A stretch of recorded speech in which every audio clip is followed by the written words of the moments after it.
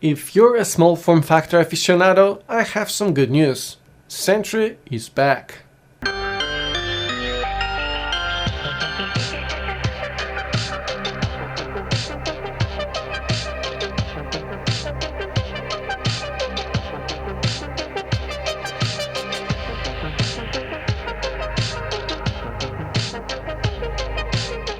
I'm pretty late to the party, but for those who haven't heard, Sentry is a mini ITX case designed and made in Poland.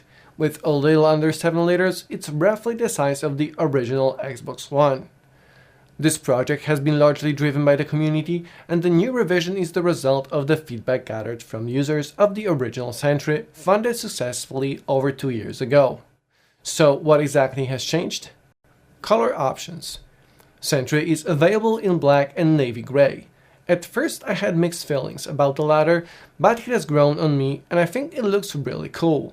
Although I did like the white, but apparently it was hard to get consistent results as the cases are powder coated not by robots, but by real people. Increased vents area all around. In such confined space, every little bit of air intake counts.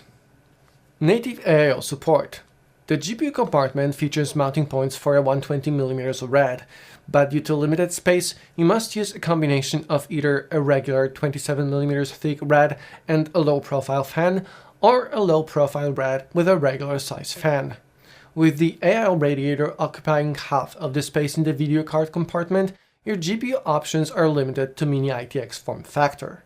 Fortunately, these cards are quite easy to find, as most manufacturers have one or two in their offer. To ensure room for that radiator, SFX-L power supply support has been dropped. No biggie if you're planning a brand new build, but I myself had to get a new PSU. Improved packaging. High density foam ensures safety in shipping and feels a bit more premium. Security Torx screw instead of hacks. If you don't have a Torx head screwdriver, you won't have to run to a store, you'll find one in the box. The list actually goes on with minor improvements which make interacting with Sentry more friendly. Fortunately, what hasn't changed is the minimal industrial design and high build quality. There's something about the combination of galvanized steel and powder coating that makes Sentry a timeless piece, a tribute to traditional engineering. It looks great on your desk as well as under the TV, vertically or horizontally.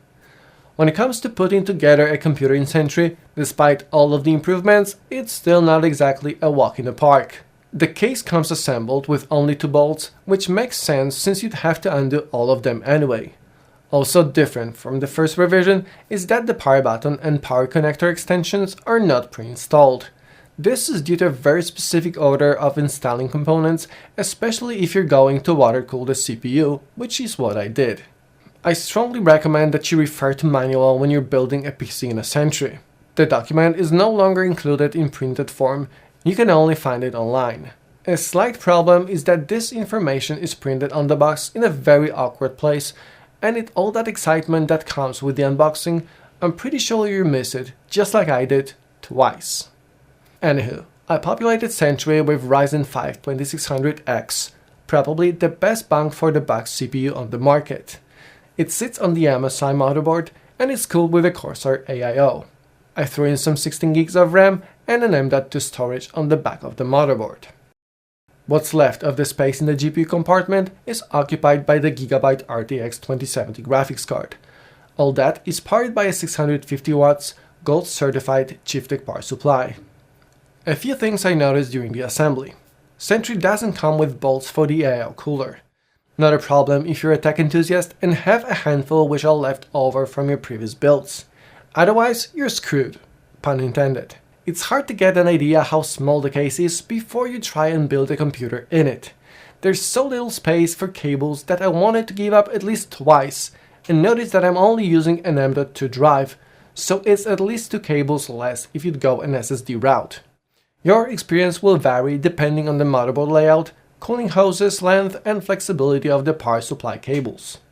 Total power output for the aforementioned components is roughly 300 watts, quite a number for such a compact space. So how this combination behaves? The CPU hits 95 degrees running Prime 95, at which it starts to thermal throttle. After a while, the case does get quite warm to touch, but the system remains quiet even under full load. Interestingly, flipping the fan improves the temp significantly. The temperature drops to a reasonable low 70s with no thermal throttling whatsoever. Also, the case is only slightly warm to touch in such config. It's worth noting that in both cases the GPU fan doesn't move a bit when idling. The case would benefit greatly if the right side cover was perforated up top, resulting in a nice breeze across the radiator section. I'm pretty sure the CPU temp would have dropped another 20 degrees, making room for some overclocking action. I think this is what's missing in order to consider Sentry an AIO-compliant case. Unigine Valley benchmark gets the GPU to 74 degrees or 77 degrees with the fan flipped. Not bad at all. Now, the problem with water cooling the CPU is that there's no active cooling in the CPU section, so the chipset and power delivery heatsinks get quite hot to touch. I'm not sure, maybe it's completely okay, but personally I wouldn't feel comfortable running the system under full load for longer than, let's say, 4 hours. What if you don't want to go the AIO route? Sentry can accommodate coolers that are less than 46mm tall. There are a few options out there, Noctua NH-L9 being one of them.